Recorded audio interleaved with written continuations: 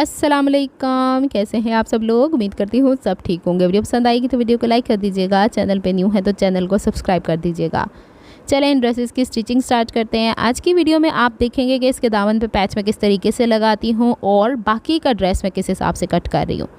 इसकी रील मैं इंस्टाग्राम पे भी शेयर कर देती हूँ, फेसबुक पे भी होती है, टिकटॉक पे भी होती है और ड्रेसिंग विद शॉर्ट्स मेरा एक चैनल मज़ीद है उसके ऊपर भी।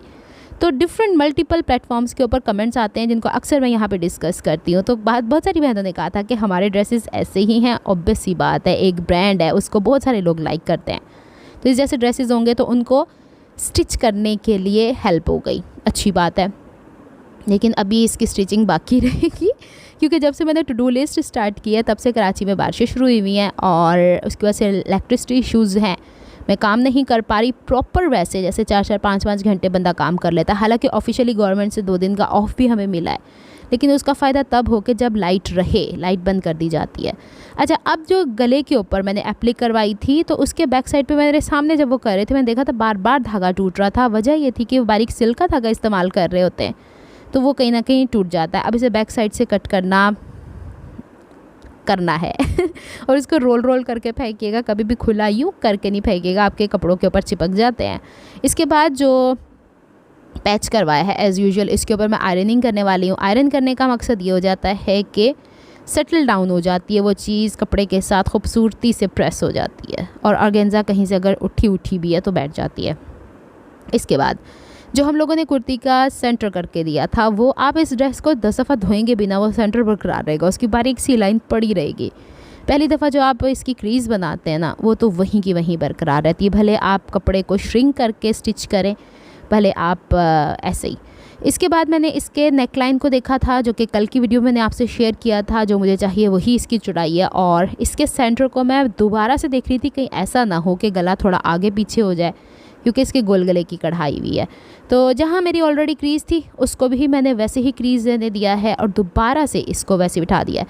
हाँ, मैं आप लोगों से फ़ेसबुक की एक रील के बारे में डिस्कशन करना चाहती हूँ कि मैंने देखा था कि एक्सपो सेंटर पे एग्जीबिशन लगी थी कि छोटे पैमाने पे अगर कोई अपनी इंडस्ट्री स्टार्ट करना चाहता है सिलाई के हवाले से, वो मेरी नज़रों से ऐसे रैंडम गुजरी है, तो उसमें मैं जो चीज़ें देखी हैं वो आप लोगों से डिस्कस करना चाहती हूँ। तो उन्होंने जो कि इंडस्ट्रियल मशीन्स दिखाई थी, कुछ ऐसी मशीन्स भी दिखाई थी जो डेनिम को स्टिच करती हैं, और लास्ट पे जब उन्होंने ये वाली इस्त्री दिखाई था मेरा दिल बाग बाग हो गया। अक्सर बहनें कहती हैं कि आपकी सिलाई और हमारी सिलाई में क्या ही फ़र्क है। अभी दिखाती हूँ मेरी सिलाई में आपकी सिलाई में क्या फ़र्क है। ये इस्त्री इतनी ज़बरदस्त है कि बैक साइड के ऊपर जो हिस्सा टेढ़ा है ना उसको टेढ़ा ही प्रेस कर देती है, सख्त किस्म की क्रीज़ बना देती है। लेकिन दूसरे ही लम्हे जब आप इसको स्टीम के बटन के साथ चलाती हैं तो सारी की सारी क्रीज़ भी निकाल देती है। तो उनकी वो आयरन देख के मुझे अच्छा लगा, मज़ा सा आ गया था। अच्छा, ये अक्सर बहनों ने पूछा था कि ड्रेस कौन सी ब्रांड का है, तो ये क्रॉस स्टिच के थे, ये इसी में पैक होके आए थे। जिन बहन ने ये ऑर्डर करने थे तो इन्होंने डायरेक्टली वहीं से ऑर्डर मेरे घर तक करवा दिए थे, फिर मैंने स्टिच करना अब शुरू किए। बहरहाल जी, अब इसके मैं बाकी का हिस्सा निकाल रही थी क्योंकि फ्रंट का पीस और बाजुएं मैं दे आई थी। दुपट्टा मैंने कर लिए हैं, दुपट्टे को मैंने इसलिए पैक कर लिया है क्योंकि इसके ऊपर कोई ना कोई अल्लाह ना करे आपको पता है कि प्योर के होते हैं कि कीड़ा वीड़ा लग जाता है, जिसे कहते हैं पंजाबी च कहते हैं कीड़ा लग गया, या फिर खुंगी लग जाना, या फिर उसमें वो हिस्सा रह जाता है। तो मैंने इन्हें दोनों को पैक कर दिया है इस्त्री करने के बाद और सारी डिस्कशन डिबेट दुपट्टे के ऊपर ख़त्म। अच्छा, अब क्या बात है कि मैं फ्रंट एंड बैक का ये 2 ड्रेसेस फिर बता रही हूँ। तो इसके साथ हमारे पास दामन के पैचेस हैं, तो एक ड्रेस को अभी हम स्टिच करेंगे और एक को अभी हम फ़िलहाल छोड़ते हैं, और वो भी मैं बताऊं अभी तक पूरा नहीं हुआ है क्योंकि बार बार लाइट जा रही है। इसकी वजह से अब घर में यूपीएस की वजह से मैं ये काम नहीं करूँगी। घर में लाइट्स और भी बहुत सारे काम होते हैं, यूपीएस के ऊपर इतनी इमरजेंसी मुझे नहीं आई हुई। और वैसे भी मैंने 31 अगस्त तक का प्लान बनाया था कि ये 3 ड्रेसेस मैं पूरे कर लूँगी अगर अल्लाह ताला ने चाहा तो। इतनी कोई इमरजेंसी भी नहीं आई हुई। अच्छा, ये इनले कार्ड देख लें आप लोग, ये था, और ये जब इन सिस्टर ने बाई किए थे तो ये कहीं सेल में लगे हुए थे। तो दूसरा ड्रेस जो एक और मज़ीद है जिसमें ब्लू कलर के फ्लावर्स आ रहे हैं, वो जब वो स्टिच करूँगी तो तब मैं दिखा दूँगी। सारी डिटेल्स देख ली आपने। चलो मैं खिलारे चुका, हाय हाय हाय हाय, खिलारा ही पै गया, सारी चीज़ें इधर उधर हो गई हैं। अब ये बाकी का कपड़ा है। अब मैं ये चाह रही थी कि जो इनकी मदर का ड्रेस था बेसिकली उसको हम पहले स्टिच करते हैं, तो वही पल्ला मैंने पकड़ लिया। अब मुझे थोड़ा सा फ्लोरल्स का इशू हो रहा था क्योंकि जब मैंने एप्लिक करवाई तो भाई कहते हैं इसके फ्लोरल्स का आ रहा है, मैंने कहा पूरी रात मैंने देखा है इसके ऊपर कि मुझे नहीं इसका पैटर्न समझ में आ रहा है, लेकिन जो भी इसका पैटर्न है वो बैक के पल्ले पे भी होना चाहिए था। इसलिए फ्रंट का पल्ला जो मैंने आयरन किया था उसको दोबारा खोला है और चौड़ाई पे कपड़ा लंबाई 42 इंचज़ थी, तो इंचेस टेप पे नापने के बजाय मैंने देसी तरीके से लंबाई नाप ली है और यहाँ पे कट लगा के इसे खींच के यहाँ से किचड़ करके ख़त्म। अब जो साइड पे ये कपड़ा बचा है इससे हमने बेल्ट वाली शलवार बनानी है, जो कि मैंने आपको कतई नहीं दिखानी। जब सिल जाएगी तो अगली वीडियो में आप इसका एंड रिज़ल्ट देखेंगे, अब अल्लाह ताला ने चाहा तो। अब चौड़ाई का भी हिस्सा मैंने कहा कि जब पल्ला मैंने खोल ही लिया है आयरन करने के बाद, तो इसी से नाप लिया जाए और फिर एदे नाली मार्क करके तो एदे नाली सीधिया सीधिया खिंच के फाड़ लिया जाए। इसको पंजाबी च कही ना छिक के फाड़ लो मुझे ये समझ में नहीं आती, छींक को छिक बोलते हैं, खींचने को छिक बोलते हैं, ज़रा मुझे बताएं। खैर पंजाबी में तो कहते हैं छींक मारने को छिक मारी है। अच्छा, अब देखते हैं कि हमने फ्रंट और बैक के पल्ले यहाँ पे एक दूसरे पे आयरन करके बड़े प्यार से बिछा लिए हैं। वाइट कलर के चौक चलाए नज़र आ रहे हैं आपको। फिर से मैं फ्लोरल पैटर्न देख रही हूँ, फिर से देख रही हूँ सेंटर से सेंटर रेंज है। और दूसरा, अब ये मेजरमेंट्स है मेरे पास जिसमें हमारे पास कुर्ती की लंबाई तैयार चाहिए 42 इंचेस, शोल्डर 14.5 इंचेस चाहिए, चेस्ट 21 है, वेस्ट 18.5 है, हिप्स 23 और दामन 24।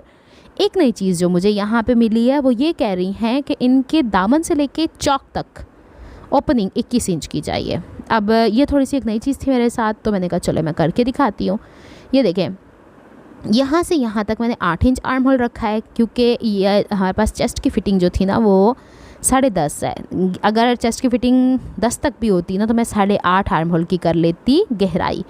अब आपने देखा फ्रंट और बैक के आर्म होल की मैंने शेप कर ली हुई है। ये यहाँ पे आके हमारी चेस्ट की फ़िटिंग आ जाती है, बाहर मैंने 1.5 इंच एक्स्ट्रा ले लिया। मेजरमेंट मैंने आपको दिखाई है जो सारी स्मॉल साइज़ है, बस चेस्ट फिटिंग जो है ना वो आधा इंच बढ़ी हुई है, बाकी वही है जो मैं आपको शुरू से बताती रही हूँ।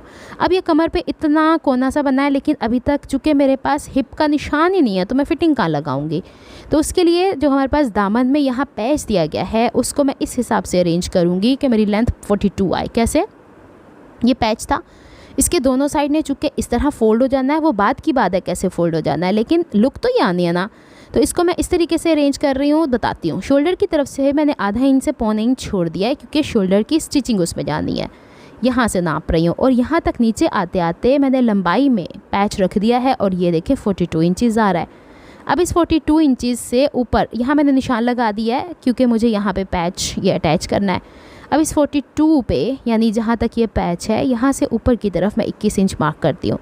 मैं एक नज़र देखना चाह रही हूँ इनकी, अच्छा इनकी सारी कमीज़ें जो हैं वो इतने ही नाप की हैं, तो मैं एक नज़र देखना चाह रही हूँ कि शोल्डर से लेके कमर तक का नाप तो मैंने 15 लगाया है, लेकिन हिप तक का नाप क्या है तो वही 22 इंच ही आ रहा है। अब इनका नाप लेने का अपना एक तरीका था, हमारा नाप लेने का एक अपना तरीका होता है। फिर यहाँ पे मैंने हिप्स की फ़िटिंग का निशान लगा दिया है और जो मेरे पास चेस्ट फिटिंग और कमर की फ़िटिंग है उनको आपस में उसके बाहर 1.5 इंच। अच्छा, ये निशान क्यों गायब हो गए थे? और गंजा का पैच इस पर रख के मैं बड़े मज़े से आयरन कर रही हूँ। आप देखें कितना भोला मेरा चौक है फटाफट इरेज हो जाता है। तो चौक इस तरह है ना पूरा, तो बिल्कुल सही है। एक दफ़ा टूटा तो दूसरा हाथ में पकड़ के काम करूँगी मज़ीद टूट जाएगा, तो इसको थोड़े से प्यार के साथ तहम्मुल के साथ इस्तेमाल करना पड़ता है। ये मुझे सदर रीगल मार्केट से ही मिलते हैं। कोना जो हिप का सॉरी कमर की फ़िटिंग पे बना है ना उस पर गुलाई देनी है। अब यहाँ तक मैं नाप देख रही थी कि दामन इन्होंने मुझे 24 इंच कहा है, तो मैंने क्या किया, मैंने कोई उलट सुलट तो नहीं कर दिया। हाँ, यहाँ पे मैंने 24 इंच ही रखा है और यहाँ पे ना नीचे थोड़ा सा ऊंच नीच का पहाड़, सुच्चे मोतियों का हार माली देख रहा था। किस किस ने पोएम पढ़ी बचपन में मुझे बताना। तो ये थोड़ा ऊंच नीच था तो उसको मैंने हटा दिया, यानी सीधा कर दिया। और ये वाला जो एल शेप स्केल होता है ना, ये एक तरफ से सीधा करने के बाद दूसरी तरफ लाइन स्ट्रेट करने में मदद देता है। जो बहनें कहती हैं ना हमारे पास दामन में खिंचाव आता है, गोलाई होती है, दामन में सिलाई करते हुए खिंच पड़ जाती है, तो उनका दामन थोड़ा टेढ़ा कटा होता है, तो ऐसा स्केल लकड़ी में भी आता है, थोड़ा बड़ा होता है बल्कि वो ले लिया करें। और फिर ये एक्स्ट्रा यहाँ से काटू काटू करके ज़रा बैलेंस तो करूँ, फिर इसके बाद पता चलता है कि ये थिक यहाँ ना, इसके बाहर अब देखूँगी कितना मेरे पास मार्जिन बचा हुआ है और यहाँ पे इस तरीके से निशान लगा देना है। ये देखो 2 मेरे ख्याल 2.5 इंच बचा है, ये 2.5 इंच बचा है यहाँ तक का। इसको मैं अब दामन तक ले जाऊँगी ऐसे तिरछा, हल्का सा ए लाइन शेप चाह रही हैं ये सिस्टर। बहरहाल जी, अब हम इसको करते हैं, यहाँ पे निशान लगा देते हैं। वाइट कलर के चॉक्स आपको नहीं नज़र आ रहे तो अंदाज़ा तो हो ही गया होगा कि क्या कहानी मैंने आप लोगों को बताई है। अब ये थोड़ा सा इस तरह है तो इसकी भी नोक को हल्की सी गुलाई की शेप दे देते हैं। That's it. इसके बाद मैंने देखा था दामन कितना है, तकरीबन 1.25 इंच है, तो बस इसी के हिसाब से। अब आपको मैं इसकी कटिंग भी दिखा देती हूँ। पहले बैक आर्म होल की कटिंग की जाती है, फिर साइड की फिटिंग जो हम लोगों ने 1.5 इंच का मार्जिन लिया हुआ है। अच्छा, ये कटिंग करने के बाद दोबारा मैंने एक दफ़ा देखा है, इतना इनसिक्योर बाजुकात हो जाती हूँ कि सेंटर में इसके सेंटर लाइक फोल्डेड ही है ना, ऐसा ना खुले किनारे वहाँ रख दिया। बाहर के शेप पे हम लोगों ने कटिंग कर लिया है। और जनाब, अब मैं आपको बताऊंगी कि इसके दामन के ऊपर कार्रवाई कैसे करनी है। अब मैं इसका ये भी देख रही थी कि तकरीबन 13 पॉइंट समथिंग है, तो वही मैं नेक्स्ट टाइम रखूँ, बार बार मुश्किल हो जाएगा। यहाँ मैंने लिख भी लिया है 13.75 पौने 14 इंचेस। अब ये फ्रंट के जो फिटिंग के निशानात थे, इसे हम बैक पे निशान मार्क कर लेते हैं। अच्छा, अक्सर बहनें कहती हैं कि हमें कुछ डिफरेंट कट्स, देखें डिफरेंट कट्स तब दिखाए जाते हैं जब हमारे पास डिफरेंट वैरायटी का फैब्रिक हो। जैसे कि कुछ बड़े फ्लेरी फैब्रिक होते हैं, लेकिन जो बहनें घरों में पहनती हैं कपड़े या इस तरह, तो वो अमूमन शलवार कमीज़ ट्राउज़र्स इस तरह के बहुत कम होती हैं जो एक्सपेरिमेंट करती हैं नए कट्स पे। और वो नए कट्स मैं भी एक्सपेरिमेंट ज़्यादा नहीं करती हूँ, मुझे तो अपने कपड़े सीने का टाइम भी नहीं मिलता अब बहुत ज़्यादा। चलें जी, आ जाएँ पैच बनाने पे। इस कहानी के बदले हम इतनी देर बैठे हैं और मेरा पाँव भी सुन्न हो चुका है पूरा।